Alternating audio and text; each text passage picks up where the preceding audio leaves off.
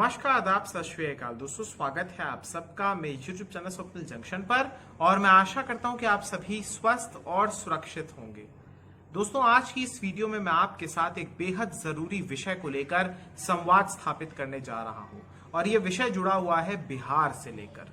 आप ये बात जानते हैं दोस्तों कि हमारे देश का सबसे ज्यादा बाढ़ से प्रभावित राज्य अगर कोई है तो वो बिहार है और बिहार में प्रत्येक वर्ष वैसी तस्वीरें आपको दिखाई देती हैं जो पिछले बरस भी थी, इस बरस भी वही है और आने वाले तमाम बरसों में भी। मुझे नहीं लगता कि इन तस्वीरों में किसी भी प्रकार की कोई तब्दीली या किसी भी प्रकार का कोई परिवर्तन आपको दिखेगा।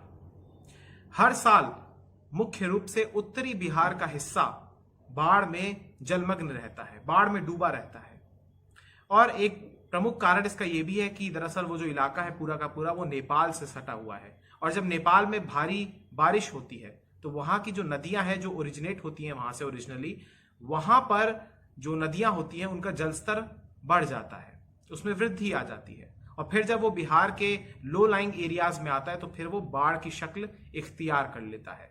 और चूंकि एक बड़ा ऐसा क्षेत्र है, वहां का एक बड़ी ऐसी सीमा है जहां पर तटबंध और बांध नहीं है या बह जाते हैं, इसलिए वो पानी एक प्रकार से दुकानों में, घरों में, मकानों में, दफ्तरों में, साथ ही साथ सड़कें पूरी की पूरी लबालब हो जाती हैं।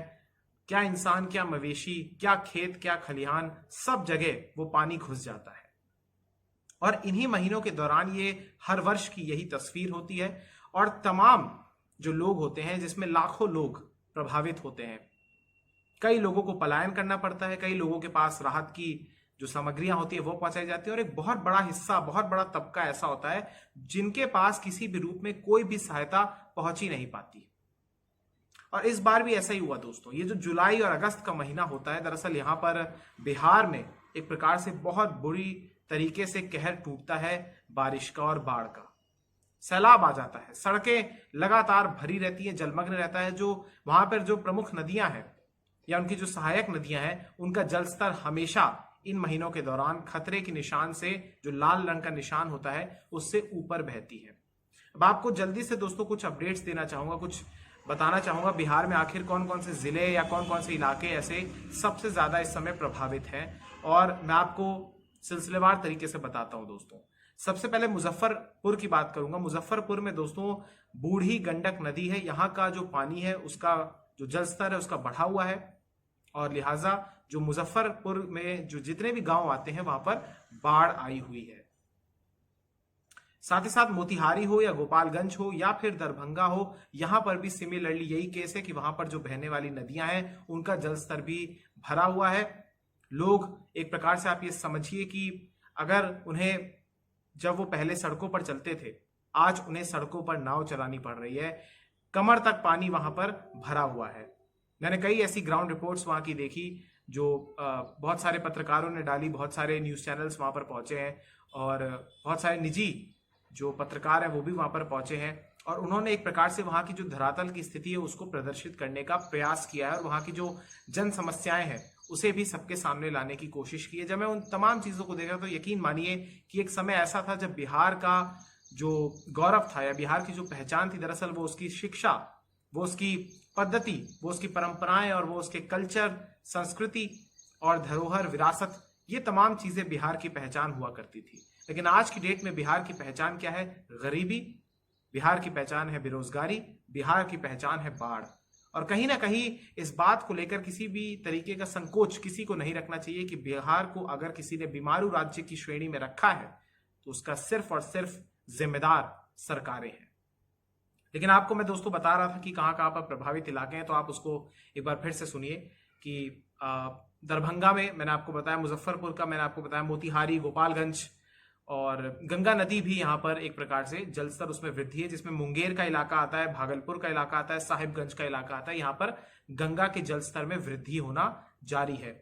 खगड़िया जिले की अगर मैं बात करूं तो यहाँ पर महानंदा नदी और कोसी नदी उफान पर है।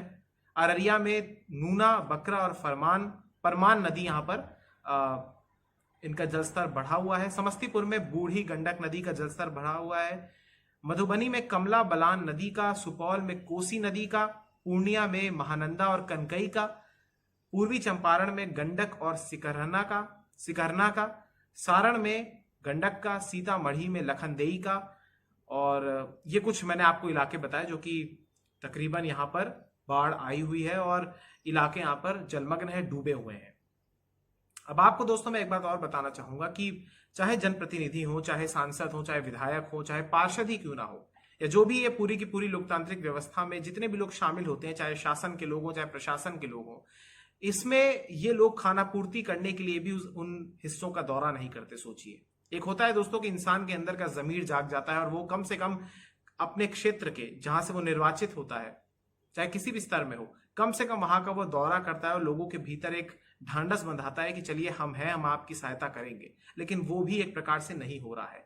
अपवाद हर जगह होते हैं, हो सकता है कहीं पर इक्का दुक्का कहीं पर ये लोग आ गए हो, कहीं पर अधिकारी आ गए हो और कुछ मदद दे दी हो, लेकिन वो सिर्फ औपचारिकता होती है। बहुत बड़ा वर्ग, जैसा कि मैंने आपको पहले ही बताया, कि वो अभी भी इन तमाम चीजों से वंचित रह जाता है। मैं आपको साथ ही साथ दोस्तों एक चीज और बताना चाहूंगा कि यहाँ पर पलायन की समस्या बहुत ज्यादा बढ़ गई है, क्योंकि आप जानते हैं कि चूंकि लाखों लोग प्रभावित हैं और घरों तक के अंदर पानी घुस गया है, तो जिनके घर एक फ्लोर के हैं या बिल्कुल ही समझ रहे हैं आपकी निचले इलाकों में रहते हैं, तो वो लोग पलायन करने को मजबूर हो जाते हैं। बाकी लोग जो है वो शरण लेने के लिए या तो अपने घर की ऊपरी मंजिलों में रहते हैं, जो कुछ लोग हैं वो हाईवेज के किनारे बड़ी संख्या में लोग रह रहे हैं, कुछ के पास टेंट तक नहीं है, तिरपाल तक बिछाने को नहीं है अपने ऊपर, कुछ लोग पन्नी के लिए, पॉलिथीन के लिए तरस रहे हैं, क्योंकि सरकार की ओर से 2 मीटर का पॉलिथीन दिया जाता है राहत के इरादे से, लेकिन वो भी कुछ ही लोगों को दिया जाता है। लोगों ने अपने तरीके से जैसे कैसे करके जुगाड़ करते हुए अपना जीवन यापन वो लोग कर रहे हैं। साथ ही साथ दोस्तों आपको मैं बताना चाहूंगा कि बड़ी संख्या में लोगों के पास खाने की किल्लत भी हो चुकी है। भोजन पकाने के लिए उनके पास ना तो सामग्री है और ना ही वो तमाम चीजें हैं, फ्यूल, ना ही लकड़ियां हैं। बहुत बड़ा एक संकट उत्पन्न हो गया है। इसलिए यहां पर ये बात करना जरूरी है दोस्तों कि जब हमारे देश में मुंबई में बाढ़ आती है तो वहां पर तस्वीरें वहां की भी वैसी होती है, पानी वहां पर भी भर जाता है, जबकि मुंबई हमारे देश का सबसे आधुनिक शहर है और इस देश की आर्थिक राजधानी भी है। लेकिन मुंबई में जब बाढ़ आती है तो उसके बाद कुछ ही दिनों के बाद वहां से बाढ़ की पानी की निकासी हो जाती है और वहां पर, क्योंकि मुंबई एक हमारी पहचान है और मुंबई में अगर पानी भर जाए तो फिर दुनिया भर में अंतर्राष्ट्रीय स्तर पर भारत को शर्मिंदगी की, एक प्रकार से शर्मिंदगी झेलनी पड़ती है। लेकिन बिहार चूंकि हमारे देश का एक पिछड़ा इलाका है और वो वहां पर ना तो दिल्ली की नजर पड़ती है और ना ही बिहार के भीतर जो राजधानी है, जहां पर पूरा सियासी कुनबा मौजूद होता है, जहां से पूरी सियासत कंट्रोल होती है बिहार की, जहां से शासन चलता है, वहां पर भी कोई पूछ नहीं है उत्तरी बिहार के इलाके की। और ना सिर्फ उत्तरी बिहार के, बल्कि मैं आपको बताना चाहूंगा कि पटना में भी पानी भरता है। इवन जो वहां के विधानसभा अध्यक्ष हो या मुख्यमंत्री हो या उप मुख्यमंत्री हो, बीते दिनों ये भी खबरें आई कि उनके घर के आसपास भी पानी भरा, लेकिन धाक के 3 पात, स्थिति वैसी ही रहती है जो कि त्यों। 2 महीने के दौरान यहाँ पर बिहार पूरा डूबा रहता है और उसके बाद फिर सब अपने काम में लग जाते हैं, नेता वादे और दावे करते हैं, लेकिन अगले बरस फिर से वही स्थिति, उसी स्थिति की पुनरावृत्ति हो जाती है और सभी लोग, मुख्य रूप से आम तबका जो गरीब है, वो एक प्रकार से प्रभावित रहता है। अब ये सोचने वाली बात है दोस्तों कि जहां पर एक और अगर आप बिहार जैसे राज्य को, जो कि इस समय विकास की दृष्टि से, सुविधाओं की दृष्टि से पिछड़ा हुआ है, अगर आप वहां के लोगों पर ध्यान नहीं देंगे, मैं दिल्ली और पटना दोनों की तरफ ये बात कह रहा हूं, दोनों से ये बात कह रहा हूं, अगर आप इस तरीके से उन लोगों के लिए कोई व्यवस्था ही नहीं करेंगे तो फिर कैसे चलेगा। कुदरत का कहर है, मैं मानता हूं, लेकिन कुदरत के कहर से बचा भी जा सकता है। प्रकृति के कहर से आप बचा भी सकते हैं लोगों को। आपको बताना चाहूंगा दोस्तों कि ये पूरी बाढ़ जब हर वर्ष आती है तो सैकड़ों की संख्या में लोगों की मृत्यु भी हो जाती है और मवेशियों की भी मृत्यु हो जाती है, पशुओं की भी। ऐसे में कैसे चलेगा ये? लोग पलायन करने को मजबूर हो जाते हैं। लोगों को अभी इस समय आप जानते हैं कि कोरोना महामारी से पूरी दुनिया लड़ रही है, भारत भी लड़ रहा है, और एक डेल्टा और एक फिर लैम्डा वेरिएंट तक की नौबत आ रही है, नाम सुनने में आ रहा है। हालांकि लैम्डा का अभी तक कोई केस भारत में नहीं मिला है, लेकिन बिहार में यहाँ पर कई मोर्चों पर वहां की जनता को लड़ना है। मसलन कोरोना तो है ही, वैसे भी, और अगर बाढ़ के पानी से होने वाली, आप जानते हैं कि बीमारियां कितनी खतरनाक हो सकती हैं और कितनी संक्रामक हो सकती हैं, ये बात बताने की आवश्यकता नहीं है, आप सब इससे भली भांति परिचित हैं। इसलिए सरकारों को कम से कम, मैं ये बात भी जानता हूं कि हर वर्ष हो सकता है कि हजारों करोड़ रुपए का वहां पर बजट भी आवंटित होता होगा, लेकिन वो भ्रष्टाचार के कारण दरअसल उसका सही लाभ जनता तक पहुंच ही नहीं पा रहा। जो कागजों में बातें हो जाती हैं वो जमीनी धरातल पर नहीं पहुंच पाती है और लिहाजा बिहार का एक बड़ा हिस्सा डूबा रहता है पानी में। अब कैसे चलेगा ये सोचना होगा, क्योंकि सड़कें भी लबालब हैं, लोग हाईवे पर शरण लेने के लिए मजबूर हैं लोग जो वहां पर बांध है उसके ऊपर शरण लेने को मजबूर है, ये भी हमारे देश के नागरिक हैं। और इनकी गलती क्या है? इनकी गलती सिर्फ इतनी है कि ये गरीब है, या इनकी गलती यह है कि ये उत्तरी बिहार के इलाके में रहते हैं? ये मैं नेताओं से, सरकारों से पूछना चाहता हूं। औपचारिकता निभाने के लिए विपक्ष के नेता आते हैं और वहां पर फोटो खिंचवाने के बाद, थोड़ी राहत राशि भिजवाने के बाद, या कुछ राहत या खाद्य सामग्री भिजवाने के बाद वहां पर फिर वहां से वो गायब हो जाते हैं। लेकिन सरकारी अमला कभी भी नहीं आता। हर बार की ये तस्वीर है, और ये नीतीश सरकार को भी मेरा ये एक प्रकार से विनती है, उनको चैलेंज भी है। विनती के साथ साथ चैलेंज मैं इसलिए कर रहा हूं क्योंकि विनती ये है कि आप अपनी जनता की तरफ देखिए। आप संवैधानिक पद पर बैठे हुए हैं, आप ही के ऊपर आप मुखिया हैं अपने प्रदेश के, और आपकी सबसे ज्यादा जिम्मेदारी इसलिए भी बनती है क्योंकि आप वहां पर 15 सालों से ज्यादा हो गया है आप वहां पर शासन कर रहे हैं। और इस दौर में आपने अलग अलग पार्टियों के साथ शासन किया। कभी आप आरजेडी के साथ रहे, इस समय आप बीजेपी के साथ हैं। फिर भी आपके राज्य में अगर स्थिति नहीं सुधर रही है तो फिर इसका जिम्मेवार कौन है? इसका जिम्मेवार साफ तौर पर आप है और आपकी सरकार है।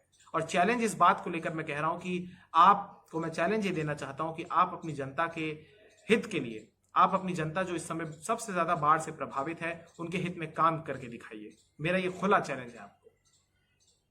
बस जाते जाते यही कहना चाहूंगा दोस्तों कि शायद गरीबों की आवाज ना ही दिल्ली के गलियारों में गूंजती है और ना ही पटना के गलियारों में, सियासी गलियारों में गूंजती है, लेकिन गरीबों की आह जरूर लगती है।